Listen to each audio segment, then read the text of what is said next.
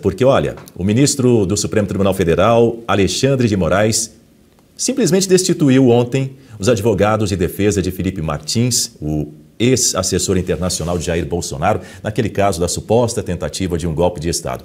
Em um vídeo divulgado na rede social, o advogado de defesa de Felipe Martins, o Jeffrey Chicchini, alegou que é inconstitucional essa decisão de Moraes. Gerou muita repercussão na internet. Vamos ver? Gravo esse vídeo a todo o Brasil, a toda a imprensa brasileira, em nome da defesa de Felipe Martins.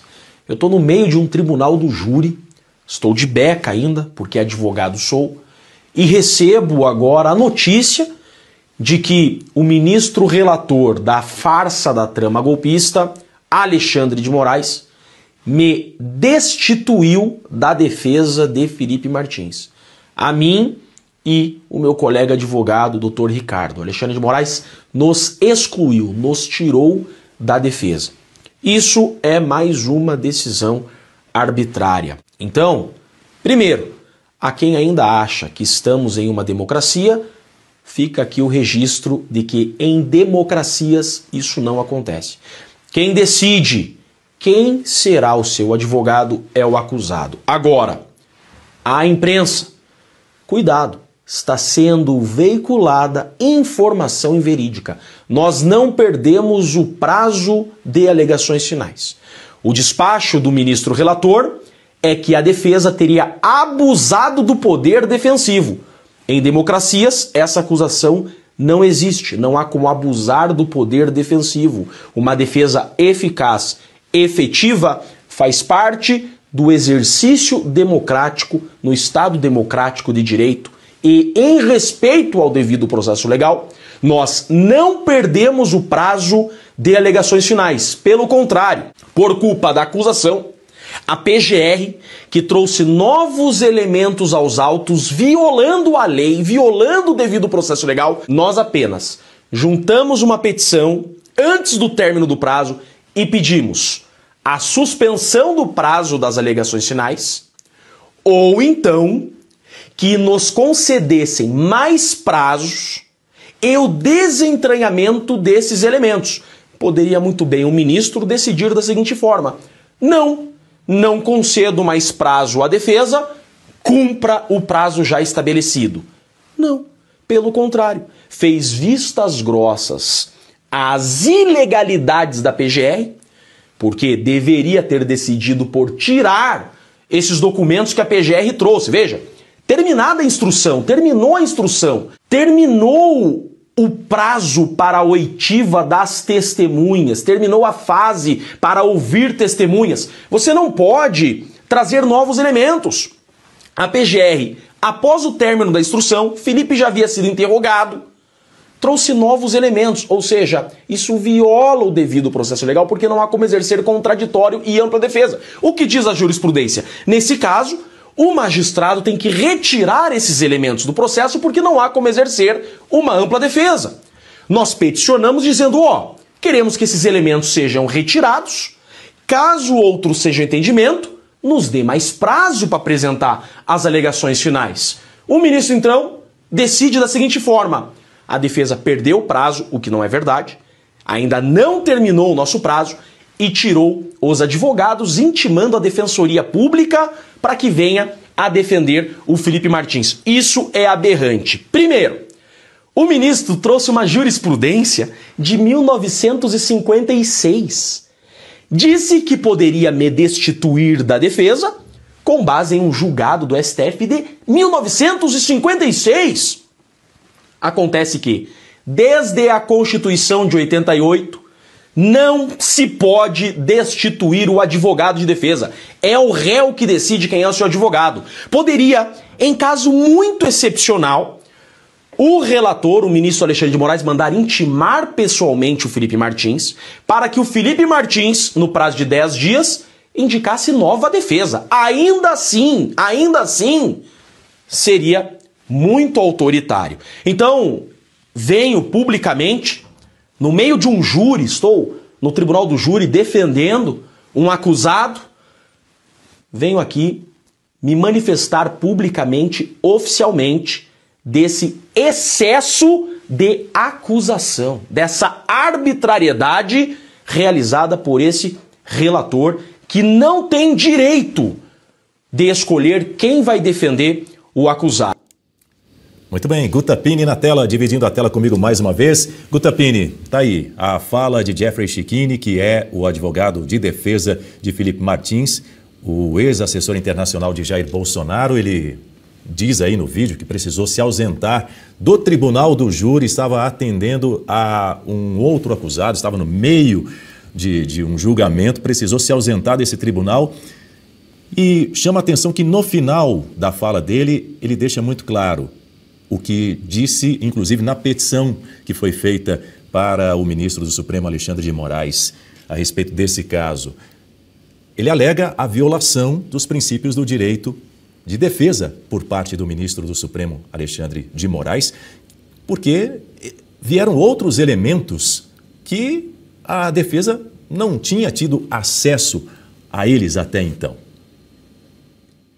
Dani, é impressionante, assim, é muito chocante. A gente não se acostuma com o arbítrio, né? Aqueles que estão ao lado da lei, do direito e da ordem, não se acostumam com o arbítrio, porque nós não podemos esperar outra coisa de Alexandre de Moraes, mas ainda assim a gente se surpreende, porque ele não só não recua na sua atuação arbitrária, mesmo após ser sancionado pela lei Magnitsky, ser sancionado como um violador de direitos humanos, e essas violações acontecendo aí dentro desse contexto, desse processo aí do suposto golpe, dessa narrativa falaciosa, ele não só não recua, como ele avança. Ele avança no seu arbítrio. Ele não para, ele não tem limite. Agora, ele destituiu um advogado. Isso não existe em uma democracia, em um Estado de Direito. A Constituição Federal de 1988, ela tem um rol no seu artigo 5º de direitos e garantias fundamentais, e dentro desse rol tem os direitos dos acusados em processos judiciais e administrativos. Um desses direitos é o direito à ampla defesa. Ampla defesa. O advogado, ele tem o dever de colocar ali no processo, de utilizar todas as ferramentas processuais para defender o seu cliente. Isso é um direito do acusado e é um dever do advogado. Quando o advogado deixa de cumprir esse munus que ele tem, esse ônus de defender o seu cliente, ele pode ser responsabilizado, inclusive pelo seu próprio cliente, que pode processá-lo. Então, ele está aí cumprindo um dever e assegurando o direito do seu cliente. Não faz o menor sentido essa decisão, uma decisão como nenhuma decisão do ministro Alexandre de Moraes dentro aí desses processos envolvendo o 8 de janeiro, mas chegar a destituir um advogado, Dani, olha, a gente já tinha visto ele não receber advogados, não dar acesso aos autos, um monte de coisa sigilosa aí no Brasil, pessoas que são acusadas, que têm depoimentos agendados e elas nem sabem do que se trata, porque está tudo em sigilo. Agora, você destituir um advogado, o que mais falta para que o ministro faça, para que o Senado tome alguma iniciativa e paute o impeachment deste ministro? Mais uma afronta à Constituição Federal. Dani, você imagina, você tem um advogado e no dia seguinte o ministro tirou o seu advogado. E agora você vai ter que ser defendido por um defensor público que você nunca viu, não sabe quem é. Em que planeta que isso configura uma democracia, Dani? Que absurdo!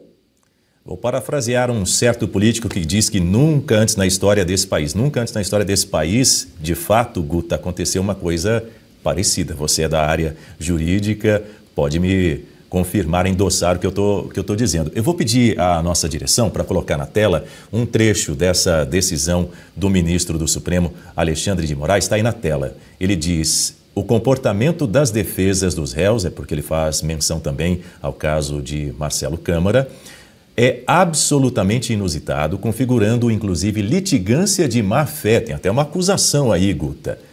E é absolutamente inusitado em razão da admissão da intenção de procrastinar o feito sem qualquer previsão legal. A consequência do abuso do direito de defesa, com clara manobra procrastinatória, acarreta a destituição dos advogados constituídos.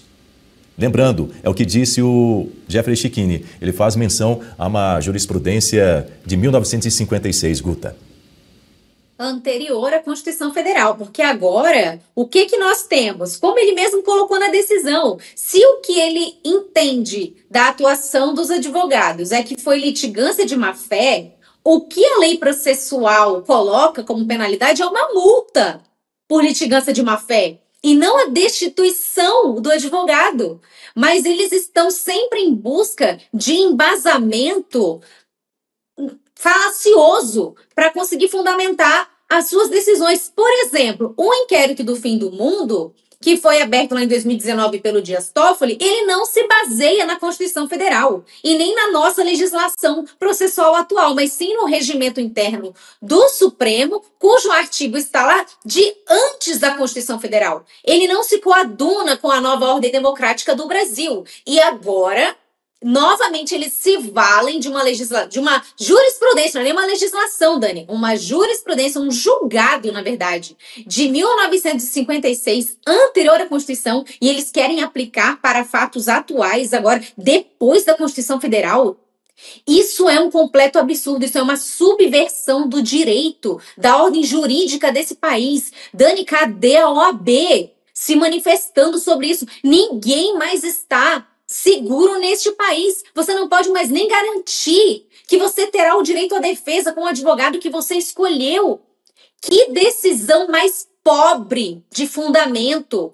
Que decisão ridícula, infantil. Essa decisão não tem fundamento. Quem não está cumprindo com o seu dever aí é o juiz, é o ministro, porque o Código de Processo Civil, a Constituição Federal, coloca lá muito claramente que as decisões judiciais devem ser motivadas, fundamentadas, e o ministro não trouxe fundamentação válida nessa decisão. É uma decisão nula de pleno direito. Esperamos aí que os advogados possam recorrer dessa decisão, que a turma, o plenário, ou seja lá o que for, se manifestem sobre esse recurso, porque se isso virar um precedente no Supremo Tribunal Federal, Dani, aí, mais uma vez, é a pá de cal no direito nesse país.